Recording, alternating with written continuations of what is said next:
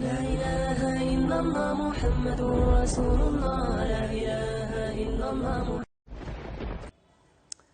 الحمدللہ نحمدہ ونصلی علی رسولہ الکریم۔ آج میں انشاءاللہ 5ویں پارے کا خلاصہ، تفسیر اور کچھ منتخب آیات آپ کے سامنے پیش کروں گا۔ کل ہم نے 4تھا پارہ ختم کیا تھا اور اس کے اختتام میں اللہ تعالیٰ نے بتایا تھا کہ کن عورتوں سے نکاح تمہارے لیے حرام ہے، وہ تفصیل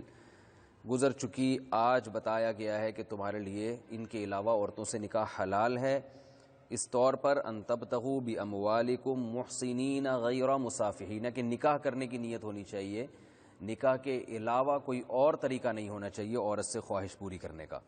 تو نکاح کے علاوہ جتنے طریقے تھے اللہ نے اس آیت میں حرام قرار دے دیے، اس میں دوستیاں لگانا، لا متخذات اخدان، یہ جو آج کل گرل فرینڈ کا جو خاص طور پہ کلچر چل رہا ہے، اس کی خاص طور پر اللہ نے ان آیات میں نفی کی ہے۔ ان آیات میں اللہ نے ایک دوسرے کا مال ناحق طریقے سے کھانے سے بھی منع کیا۔ لا تأکلوا اموالکم بینکم بالباطل، اے ایمان والو ایک دوسرے کا مال ناحق طریقے سے مت کھاؤ، الا ان تکون تجارتا عن تراض منکم، دل کی خوشی سے وہ تجارت کر رہا ہو، یعنی تجارت میں بھی دھوکہ نہیں ہونا چاہیے۔ تو مال کھانے کے جتنے ناحق طریقے ہیں، وراثت ہڑپ کر لینا، رشوت لینا اور جتنے طریقے ہیں، سب اس میں حرام کر دیے۔ اور اللہ نے یہ بھی فرمایا کہ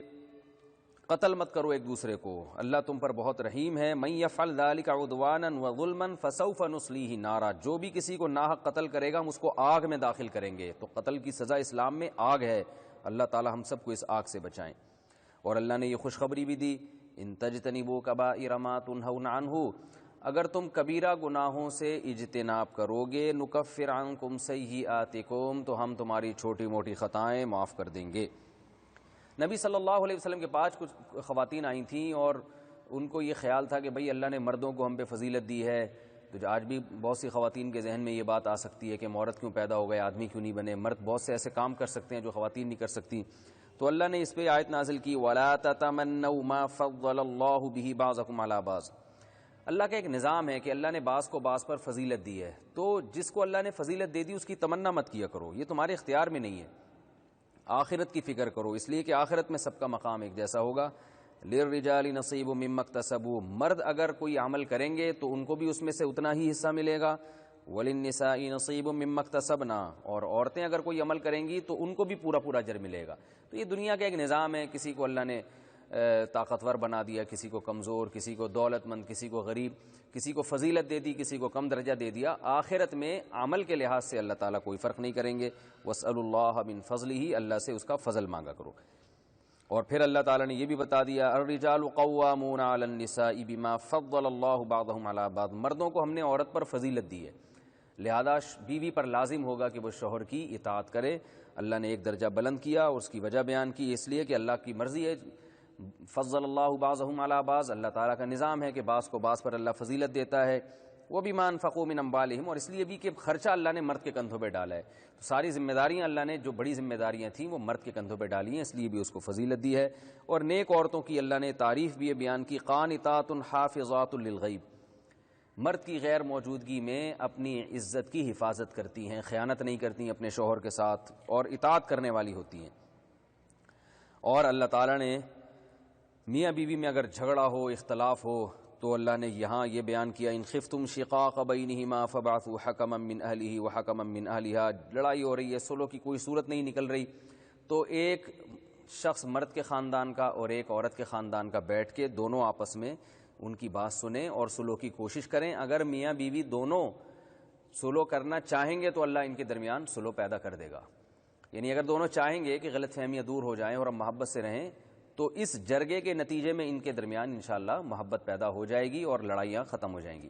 تو میں اس کو اپنے انداز میں یوں اکثر ترجمہ کرتا ہوں کہ دونوں اگر انسان کے بچے ہوں گے تو اس جرگے کے بعد انسان بن جائیں گے، محبت سے رہ لیں گے۔ دونوں میں سے ایک میں بھی اگر فالٹ ہے تو اس جرگے کے بعد پھر بھی ان کا معاملہ جو ہے نا وہ ٹھیک نہیں ہوگا، کیونکہ تالی دونوں ہاتھوں سے بجتی ہے، ایک ہاتھ سے نہیں بجتی۔ اسی صورت میں اللہ نے ایک بہت اہم آیت جس میں اسلام کو بہت تفصیل سے بیان کیا، فرمایا وَاعْبُدُوا اللَّهَ، اللہ کی عبادت بھی کرو، وَلَا تُشْرِكُوا بِهِ شَيْئًا، اس کے ساتھ کسی کو شریک مت کرو، وَبِالْوَالِدَيْنِ إِحْسَانًا، والدین سے اچھا سلوک کرو، وَبِذِي الْقُرْبَى، رشتہ داروں سے بھی، وَالْيَتَامَى، یتیموں سے بھی، وَالْمَسَاكِين، عام غریبوں سے بھی، وَالْجَارِ ذِي الْقُرْبَى وَالْجَارِ الْجُنُوبِ، جو پڑوسی رشتہ دار ہے اس سے بھی، اور جو پڑوسی تمہارے جو دور رہنے والا پڑوسی ہے اس سے بھی، والصاحب بالجنب، اور جو تمہارے ساتھ بیٹھا ہوا ہے، یعنی سفر میں تمہارا ہم سفر ہے، آپ کے ساتھ جہاز میں کوئی بیٹھ جاتا ہے، بس میں کوئی بیٹھ جاتا ہے، والجاری وابن السبیلی، اور مسافر کے ساتھ بھی، یعنی جس سے بھی کسی بھی قسم کا کوئی اضافی تعلق ہے تو آپ کو اس کے ساتھ اچھا سلوک کرنا پڑے گا، اس کے ساتھ آپ کا جو بیہیویئر ہے، آپ کے جو اخلاق ہیں وہ اچھے ہونے چاہیے۔ آج الٹا تنگ کیا جا رہا ہوتا ہے، کوئی کسی نے پہلے سے سیٹ لے لی تو آپ اس کی سیٹ پہ جا کے پہلے ہی بیٹھ جاتے ہیں، وہ گھنٹہ بیچارہ ٹرینوں میں دیکھیں جھگڑے ہو رہے ہوتے ہیں، وہ بلا رہا ہوتا ہے ٹکٹ چیکر کو، یہ میری سیٹ ہے، یہ اس کی سیٹ ہے۔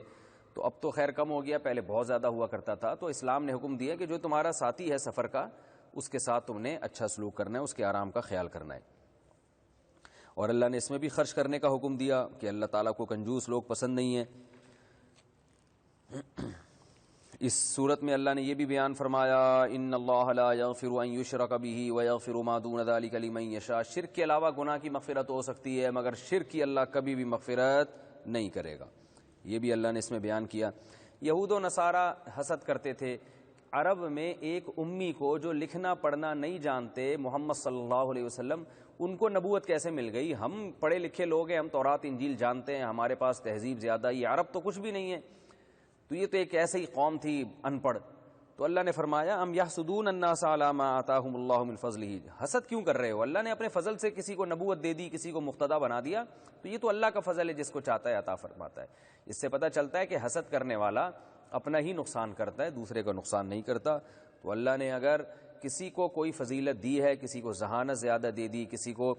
قوت زیادہ دے دی، تو اس کی فضیلت کا اعتراف کرنا چاہیے۔ جیلسی کر کے اپنے آپ کو اور جلا دینا، اس سے کوئی فائدہ نہیں ہونے والا۔ اللہ نے اس صورت میں یہ بھی حکم دیا، یا ایھا الذین ان اللہ یامرکم ان تؤدوا الامانات الی اہلھا، امانتیں اہل کے سپرد کر دیا کرو۔ امانت میں عہدہ بھی داخل ہے، آپ کوئی عہدہ کسی کو دے رہے ہیں تو دیکھیں وہ اس عہدے کا اہل بھی ہے یا نہیں ہے۔ ہمارے ہاں حکومتوں میں نااہلوں کو عہدے پکڑا دیے جاتے ہیں، جس بیچارے کو تعلیم کا کچھ پتہ ہی نہیں ہے وہ وزیر تعلیم ہوتا ہے۔ تو یہ بھی اللہ فرماتے ہیں امانت اس کے اہل کو دو۔ تو پیسے کی امانت ہے وہ اس کو لوٹاؤ، کوئی ذمہ داری آپ کے ذمہ لگی ہے اس ذمہ داری کو حسن طریقے سے آپ نبھائیں۔ تو یہ تمام چیزیں اس آیت میں داخل ہیں۔ وَإِذَا حَكَمْتُمْ بَيْنَ النَّاسِ أَن تَحْكُمُوا بِالْعَدْلِ، اور جب تم لوگوں کے درمیان فیصلہ کرو تو عدل کے ساتھ کرو۔ یعنی اگر کوئی آپ کو حکم بنا دیتا ہے کہ بھائی ہمارے درمیان فیصلہ کریں، تو اس میں اقربا پروری اور ایک طرف جھکاؤ، یہ سب چیزیں ٹھیک نہیں ہیں۔ عدالت کے لیے تو اور زیادہ شریعت میں اہم حکم ہے کہ عدالت بھی اقربا پروری میں آ کے یا رشوت کی وجہ سے ایسا نہ ہو کہ کسی کی طرف مائل ہو جائے۔ تو اللہ فرماتے ہیں عدل کے ساتھ فیصلہ کیا کرو۔ اور ان آیات میں اللہ نے یہ بھی فرمایا کہ ایمان والو اللہ اس کے رسول کی اطاعت کرو، اور حکمرانوں کی اور علماء کی بھی، اولی الامر میں دونوں داخل ہیں۔ فَإِن تَنَازَعْتُمْ فِي شَيْءٍ، اگر تمہارا کسی بارے میں جھگڑا ہو جائے تو اللہ اس کے رسول کی طرف لوٹایا کرو، یعنی شریعت سے پوچھا کرو۔ آپس میں جو کوئی بھی مسئلہ ہو تو شریعت سے حل کرواؤ وہ مسئلہ۔ یہ آیت نازل ہوئی ہے ان لوگوں کے خلاف جو اپنی خاندانی رسومات اور قبائلی روایات کو سامنے رکھتے ہیں۔ بعض لوگ ان آیتوں کو چاروں اماموں کے خلاف فٹ کر دیتے ہیں کہ ایمان والو، قرآن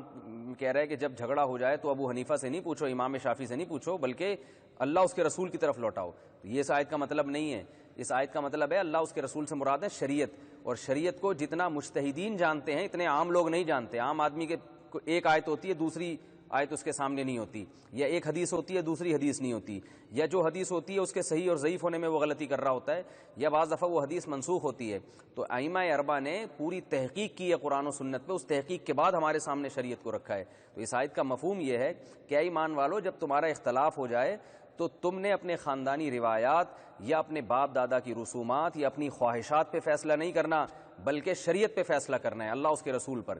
تو اور اللہ اس کے رسول کے فیصلوں کو مجتہدین زیادہ جانتے ہیں بنسبت ایک عام آدمی کے۔ تو اس لیے میں یہ کہہ رہا ہوں کہ آج بہت سی آیتوں کو غلط رخ پہ لوگ پھیرتے ہیں، ائمہ اربعہ کی تقلید سے ہٹا کر اپنی تقلید پہ لگا دیتے ہیں، کیونکہ قرآن جو کہہ رہا ہے نا اللہ اس کے رسول کی طرف، تو مراد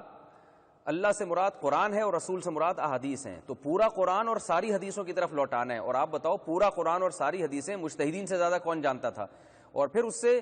پورے قرآن اور ساری حدیثوں کا جو صحیح مفہوم ہے وہ بھی پتہ ہونا چاہیے۔ عام آدمی کو تو لفظی ترجمہ نہیں آتا، وہ مفہوم بیچارہ کیا سمجھے گا؟ اسے کوئی بھی، اب دیکھیں نا غامدی صاحب نے وہ قرآن کی آیت سے موسیقی کے جواز پہ استدلال کر لیا اور وہ آیت پڑھی ہے انہوں نے سورہ اعراف کی، قل انما حرم ربی الفواحش ما ظہر منها وما بطن والاثم والبغی وان تشرکوا باللہ ما لم ينزل به سلطانا وان تقولوا علی اللہ ما لا تعلمون، والبغی بغیر الحق بھی ہے۔ اور محترم یہ کہہ رہے ہیں کہ 5 چیزوں کے علاوہ اسلام میں کچھ بھی جائز نہیں ہے، تو حالانکہ 5 چیزوں کے علاوہ وہ کہہ رہے ہیں 5 چیزوں کے علاوہ اسلام میں سب کچھ حلال ہے سوائے کھانے پینے کی چیزوں کے، تو اس آیت کا یہ مفہوم ہی نہیں ہے کہ یہ 5 چیزیں، کیونکہ اس آیت ہی میں اس کی مخالفت ہے۔ قرآن کے الفاظ دیکھیے، انما حرم ربی الفواحش ما ظہر منها وما بطن والاثم، اس میں قرآن کہہ رہا ہے بے حیائی بھی حرام ہے اور گناہ بھی حرام ہے، تو ان 5 چیزوں میں ایک چیز کو اللہ نے گناہ سے تعبیر کیا کہ گناہ بھی حرام ہے، اور گناہ کی ڈیفینیشن کیا ہے؟ ہر وہ چیز جس سے اللہ اس کے رسول نے روکا ہو وہ گناہ میں داخل ہے۔ تو اب اس میں اللہ نے بتا دیا 5 چیزیں نہیں ہیں بلکہ وہ بہت ساری چیزیں ہیں، کیونکہ ایک چیز اس میں گناہ ہے، اور گناہ کا مفہوم بہت وسیع ہے۔ الاسم کے لفظ میں جناب غامدی صاحب نے دھوکہ دیا لوگوں کو، اور محترم نے فرمایا کہ اسم کا ترجمہ یہ کیا کہ تم اللہ کے یعنی بے حیائی کو بھی اللہ نے حرام قرار دیا اور ناحق کسی کے ساتھ زیادتی کو بھی۔ اب آپ بتائیں کون سی لغت میں لکھا ہے الاسم کا مطلب ناحق زیادتی ہے؟ قرآن میں دوسرے مقام پر آتا ہے ذرو ظاہر الاثم وباطنا، ظاہری گناہ کو بھی چھوڑو، چھپے ہوئے گناہ کو بھی چھوڑو۔ ان الذین یکسبون الاثم سیجزون بما کانوا یقترفون، جو لوگ گناہ کما رہے ہیں ان کو عن قریب اس کا بدلہ دے دیا جائے گا۔ یہاں بھی الاثم کا مطلب گناہ ہے، تو الاثم گناہ کو کہتے ہیں۔ ایک روایت پیش کی جاتی ہے الاثم ما حاک فی صدرک، اگرچہ مرفوع روایت ہے یا نہیں ہے، موقوف ہے یا کسی بزرگ کا مقولہ ہے، لیکن عربی میں یہ بہت مشہور ہے، گناہ وہ ہے جو تمہارے دل کو کھٹکے۔ تو میں یہ عرض کر رہا ہوں کہ الاثم کہتے ہیں گناہ کو۔ تو 5 چیزیں جو قرآن نے حرام قرار دی ہیں ان میں ایک چیز کیا ہے؟ دوسرے نمبر پہ گناہ، جس کا ترجمہ غامدی صاحب نے غائب کر دیا اور یہ اس کا ترجمہ گول کر دیا، اور پھر محترم نے یہ بھی فرمایا کہ قرآن آپ کو کی یہ آیت آپ کو چاہیے اپنے سامنے میز پہ رکھ لیں تاکہ حلال و حرام کی بحث ہمیشہ کے لیے ختم ہو جائے اور آپ کو پتہ چل جائے بس 5 چیزیں ہی حرام ہیں۔ تو یقیناً آپ میز پہ سامنے رکھیں اور اس میز پہ آپ یہ بھی لکھیں کہ اسم کہتے ہیں گناہ کو، اور پھر گناہ کی ڈیفینیشن بھی آپ میز پہ سامنے رکھیں اور اس میں یہ لکھیں کہ ہر وہ چیز جس سے اللہ اس کے رسول نے روکا وہ گناہ ہے، اور پھر بخاری کی یہ حدیث بھی سامنے رکھیں۔ نبی صلی اللہ علیہ وسلم نے فرمایا کہ ایک وقت آئے گا کہ میری قوم میں ایسے لوگ پیدا ہو جائیں گے جو زنا کو اور حریر کو، یستحلون الحر والحریر والمعازف، اور موسیقی کے آلات کو حلال قرار دے دیں گے۔ یہ والی حدیث بھی لکھ لیں آپ سامنے، جس سے آپ کو پتہ چل جائے گا کہ نبی پہلے پیش گوئی کر چکے تھے کہ ایک وقت آنے والا ہے کہ امت موسیقی کے آلات کے حلال ہونے کا فتویٰ جاری کر دے گی۔ تو آپ بتاؤ، پھر غامدی صاحب نے اس آیت کے آخر میں یہ بھی کہا ہے کہ 5ویں چیز جو اللہ نے حرام قرار دی ہے وہ یہ ہے کہ اللہ پر وہ چیز باندھو جو اللہ نے نہیں کہی، یعنی اللہ کے کہے بغیر کسی چیز کو حرام کر دو۔ تو اس سے انہوں نے ان علماء پہ رد کیا ہے جو موسیقی کو حرام قرار دیتے ہیں اور کہتے ہیں کہ دیکھو اللہ نے تو حرام نہیں کیا، تو اللہ تو اس آیت میں کہہ رہے ہے کہ اپنی طرف سے کسی چیز کو حرام نہ کرو، حالانکہ آیت میں یہ ہے کہ اللہ پر وہ چیز مت نسبت کرو جس کی بات اللہ نے کی نہیں ہے۔ تو جیسے اس آیت میں اپنی طرف سے کسی چیز کو حرام کرنا ثابت ہے، اسی آیت میں اپنی طرف سے کسی چیز کو حلال کرنا بھی داخل ہے۔ تو حلال بھی اپنی مرضی سے کوئی نہیں کر سکتا، تو موسیقی کے آپ اگر حرام کہنے والوں کو آپ گمراہ قرار دے رہے ہیں تو حلال کہنے والے بھی اسی آیت سے گمراہ قرار ہو رہے ہیں کہ بھئی تمہارے پاس دلیل کیا ہے اس کو حلال قرار دینے کی۔ اور جو بعض حضرات احادیث سے دلیل پیش کرتے ہیں کہ جو ہے موسیقی کے جواز کی، وہ حدیث کے علماء کئی بار جواب دے چکے ہیں، مجھے موقع ملا تو میں انشاءاللہ اسے تفصیل سے جو اس پہ کلپ ریکارڈ کرواؤں گا۔ ابھی میں صرف یہ بتانے کے لیے میں نے یہ بحث چھیڑی ہے کہ کس طرح قرآن مجید کی آیت کا غلط مفہوم بیان کیا اور کس طرح سے پھر اس آیت سے موسیقی کے جواز کا استدلال کیا گیا ہے، تو یہ طریقہ غلط ہے۔ اسی وجہ سے ہم کہتے ہیں کہ جو پورا قرآن اور ساری حدیثیں جانتے ہیں وہ مجتہدین ہیں، 4 امام ہیں جن پر پوری امت کا اجماع ہوا ہے، امام ابو حنیفہ، امام مالک، امام شافعی اور احمد بن حنبل۔ تو جب آپ کا مسئلے میں اختلاف ہوگا تو آپ ان 4 اماموں کی طرف جب لوٹائیں گے تو یہ قرآن و سنت ہی کی طرف لوٹانا ہوگا، اس لیے کہ یہ 4 ہم سے زیادہ قرآن و سنت کو جانتے تھے، کیونکہ عامی آدمی براہ راست قرآن سے استدلال نہیں کر سکتا، تبھی تو وہ اس قسم کے کلپ سن کے دلیل پکڑتا ہے۔ براہ راست اگر اس میں صلاحیت ہوتی تو یہ کلپ کیوں سنتا پھر وہ؟ تو اب اگر وہ 4 اماموں کی طرف نہیں پھیرے گا نا تو اسے پھر اس دور کے پروفیسروں اور انجینئروں کی طرف قرآن کی آیتوں کو اور اپنے اختلافات کو پھیرنا پڑے گا۔ تو اس لیے ہم کہتے ہیں جب آپ کا اختلاف ہو جائے تو پورے قرآن اور پوری احادیث کی طرف پھیریں، اور پورے قرآن کو اور پورے احادیث کو مجتہدین نے ہم سے زیادہ اچھا سمجھائے۔ تو اس آیت کو تقلید کے خلاف لے کے جانا اس کا کوئی تک نہیں بنتا۔ تقلید سے مراد جو ائمہ اربعہ کی ہے، مجتہدین کی تقلید، ایک عامی آدمی کے لیے، ایک جاہل آدمی کے لیے کسی پڑھے لکھے کی تقلید کرنا یہ قرآن و سنت کا حکم ہے، اور یہی شریعت پہ چلنے کا ایک عامی آدمی کے لیے طریقہ ہے۔ تو اللہ نے کیا فرمایا کہ جب تمہارا اختلاف ہو جائے تو اللہ رسول کی طرف لوٹاؤ، یعنی اسلام کی طرف لوٹاؤ، شریعت کو دیکھو کہ شریعت اس بارے میں کیا کہتی ہے، اپنے قبائلی رسومات اور خاندانی رسومات اور جو جہلا جو کچھ کہتے ہیں اس کو فالو مت کرو۔ آگے اللہ نے ارشاد فرمایا فلا وربک لا یؤمنون حتی یحکموک فیما شجر بینہم، یہ لوگ اس وقت تک مومن نہیں ہو سکتے جب تک اے نبی آپ کو حکم نہ بنا دیں اپنے اختلافات میں، آپ سے پوچھیں کہ صحیح بات کیا ہے، اور آپ سے مراد بھی کیا ہے، شریعت۔ تو جب تک ہمارے جتنے اختلافات ہیں ہم شریعت سے فیصلے کو برحق نہیں سمجھتے اس وقت تک ہم مومن نہیں ہو سکتے۔ آج دیکھ لیں خاندانوں میں کیا ہو رہا ہے، وراثت کے مسائل میں جھگڑے ہوتے ہیں، علماء سے نہیں پوچھتے لوگ، شریعت سے فیصلہ نہیں کرواتے۔ علماء سے میری مراد اہل حق علماء جو شریعت کا علم جانتے ہیں، تو بلکہ وہ کہ ہمارے ہاں یہ ہوتا ہے تو ہماری یہ رسم ہے، تو ہماری یہ رسم ہے، تو ہماری یہ رسم، ہر آدمی اپنی رسومات کو لے کے چل رہا ہے، اپنے کلچر کو لے کے چل رہا ہے۔ تو اللہ نے فرمایا کلچر کو فالو مت کرو، اپنے اختلافات اسلام اور شریعت کی روشنی میں حل کرو۔ اسی صورت میں اللہ تعالی نے منافقین جو جہاد سے پیچھے رہا کرتے تھے ان کی قسم پرسی کو بھی بیان کیا ہے کہ جب جہاد فرض ہوتا ہے کہتے ہیں لما کتبت علینا القتال، اللہ تو نے ہم پہ جہاد کیوں فرض کر دیا، لولا اخرتنا الی اجل قریب، تو کچھ دن ہمیں اور زندہ کیوں نہیں رکھنا چاہتا۔ تو اللہ نے فرمایا اینما تکونوا یدرککم الموت، جہاں بھی جاؤ گے موت آ جائے گی، اور دنیا کی زندگی بہت تھوڑی ہے، اللہ کے حکم کو فالو کرو۔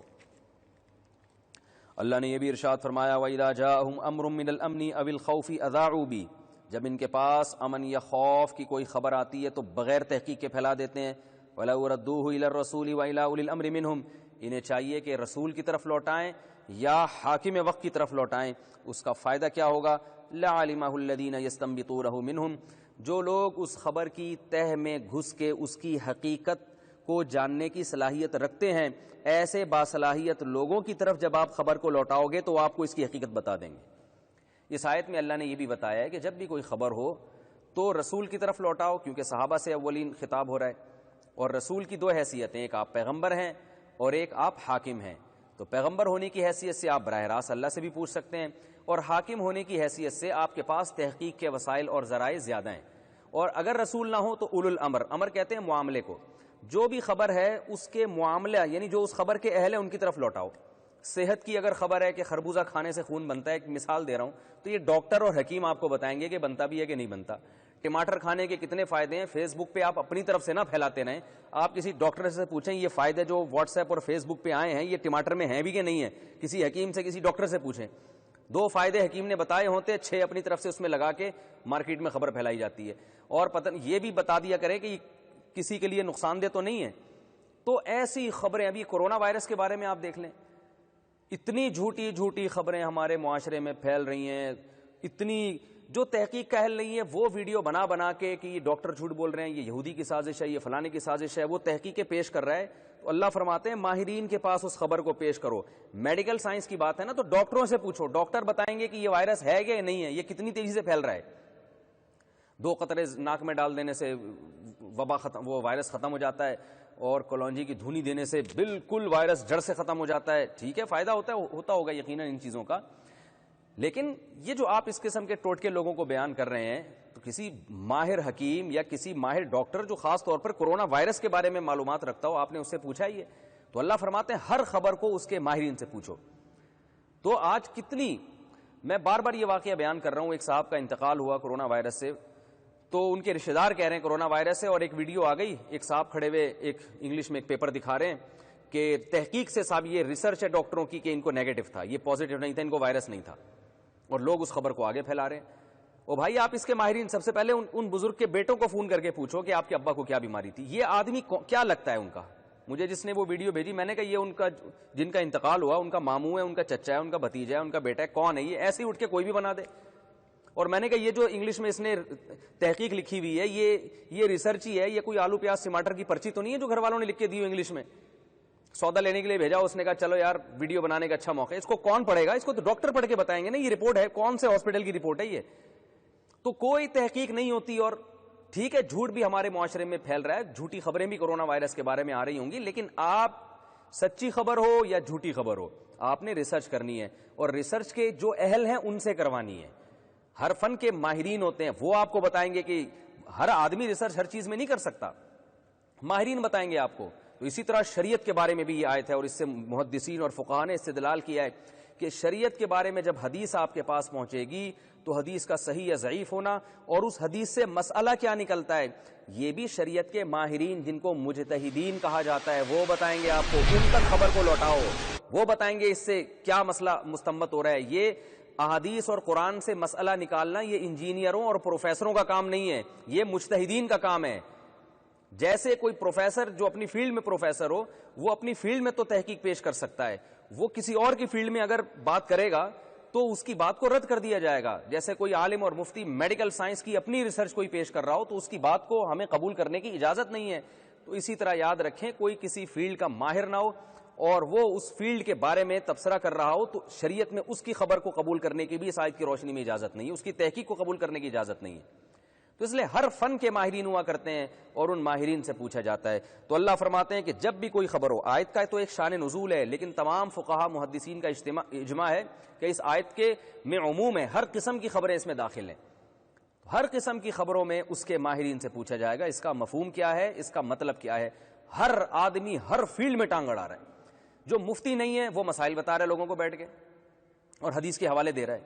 جو ڈاکٹر نہیں ہے وہ لوگوں کو کرونا وائرس کے بارے میں آگاہی دے رہا ہے۔ جو حکیم نہیں ہے وہ لوگوں کو ٹماٹر کے کھانے کے فائدے اور نقصانات بتا رہا ہے، خربوزہ کھانے کے فائدے اور نقصانات بتا رہا ہے، گردے سے پتھری نکالنے کے طریقے بتا رہا ہے۔ جس کا سیاست میں کوئی دور دور تک کردار رہا ہی نہیں ہے، نہ سیاست دانوں کے ساتھ کبھی وہ اٹھا بیٹھا، وہ سیاست کے بارے میں اپنی بہترین تحقیقات اور رپورٹیں پیش کر رہا ہے۔ تو عجیب قسم کا ایک ہمارے ملک میں اور جو ہے نا ایک تماشا مچا ہوا ہے کہ ہر آدمی دوسرے کی فیلڈ میں ٹانگ اڑا رہا ہے۔ تو یہ بالکل جائز نہیں ہے، اس کی شریعت میں بالکل اجازت نہیں ہے۔ یہ نبی صلی اللہ علیہ وسلم نے فرمایا کفا بالمرء کذبا ان یحدث بکل ما سمع، انسان کے جھوٹا ہونے کے لیے کافی ہے کہ ہر سنی سنائی بات کو آگے نقل کر دے۔ تو اللہ نے فرمایا وَلَوْ رَدُّوهُ إِلَى الرَّسُولِ وَإِلَىٰ أُولِي الْأَمْرِ مِنْهُمْ، اگر یہ رسول کی طرف یا اس معاملے کے اہل کی طرف اس خبر کو لوٹائیں گے لَعَلِمَهُ الَّذِينَ يَسْتَنبِطُونَهُ مِنْهُمْ، جو جن میں استنباط کی صلاحیت ہے۔ استنباط کہتے ہیں ڈول یعنی زمین میں گھس کے پانی کو نکالنا، کیونکہ پانی زمین میں چھپا ہوا ہوتا ہے، ہر ایک کو نظر نہیں آتا، محنت سے نکالا جاتا ہے۔ تو اللہ نے بھی خبر کی حقیقت کو جو ہے نا پانی سے تعبیر کیا ہے کہ جیسے ہر آدمی گھس کے نہیں نکال سکتا، اس کو کھودنا پڑتا ہے اور پھر اس کی گہرائی میں جانا پڑتا ہے، تو ایسے ہی ہر خبر کی صحیح معنی کیا ہے، اس خبر کے اس کی حقیقت کیا ہے، اس کو جاننے کے لیے بھی کچھ اہل ہوا کرتے ہیں۔ تو میڈیکل سائنس کے اہل الگ ہوتے ہیں، شریعت کے اہل الگ ہوتے ہیں۔ تو عامی آدمی پر لازم ہے کہ وہ علماء کو فالو کرے۔ تو یاد رکھیں ہر ایک تقلید ہی کر رہا ہے۔ آپ ائمہ اربعہ کی تقلید نہیں کرتے تو آپ اپنے مسجد کے امام کی کر رہے ہوں گے، یا آپ کسی یوٹیوب کے کسی لیکچرار کی تقلید کر رہے ہوں گے اور آپ اس کی دلیل کو صحیح سمجھ رہے ہوں گے، حالانکہ آپ کے سامنے دوسری دلیل نہیں ہوگی، آپ کے سامنے پوری تحقیق نہیں ہوگی۔ تو آپ کو جب کسی عالم پر اعتماد ہو تو آپ نے اس کو فالو کرنا ہے۔ آپ ائمہ اربعہ کی تقلید نہیں کرتے تو چلیں جس کی جو آپ سمجھتے ہیں اس فیلڈ میں ماہر ہے آپ اس کی تقلید کر لیں، لیکن آپ یہ نہ کہیں کہ میں براہ راست قرآن و حدیث پہ چل رہا ہوں۔ نا نا نا نا نا، آپ اگر چل رہے ہوتے تو آپ اس کی تقریریں سن کے اس پر اعتماد کیوں کر رہے ہوتے؟ اس موضوع سے متعلق ہر ایک کی تقریر پھر سنتے پھر آپ تمام تقریروں کو سن کے تجزیہ کرتے، پھر آپ درست نتیجے تک پہنچتے، لیکن ایسا کوئی کرتا نہیں، اور ایسا کرنے کے لیے عمر نوح چاہیے اس زمانے میں۔ تو اس لیے